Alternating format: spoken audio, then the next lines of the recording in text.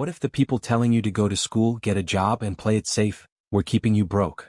In this chapter, Robert Kiyosaki introduces us to the two men who shaped his thinking: his highly educated biological father, poor dad, and his best friend's father, rich dad, a man who never finished 8th grade but became one of the richest men in Hawaii.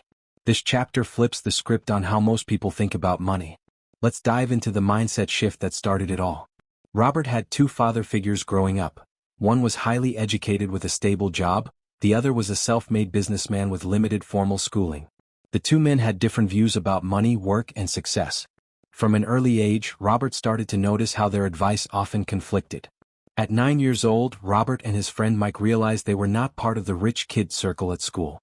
This desire to become rich led them to the idea of actually making their own money, literally. Their first experiment? Trying to melt down toothpaste tubes made of lead to form their own coins. Needless to say, it didn't work. After their coin-making idea failed, they approached Mike's dad, the rich dad, and asked how to get rich. Instead of giving them a lecture, Rich Dad offered them a lesson, a real-world education that started with hard work and little pay.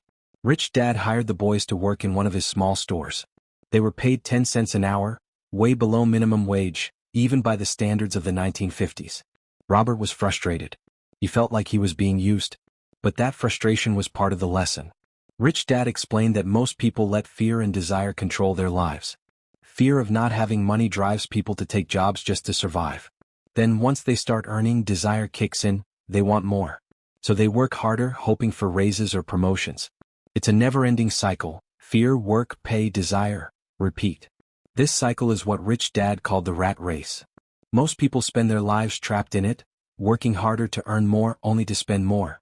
They never stop to ask, is there a smarter way to live?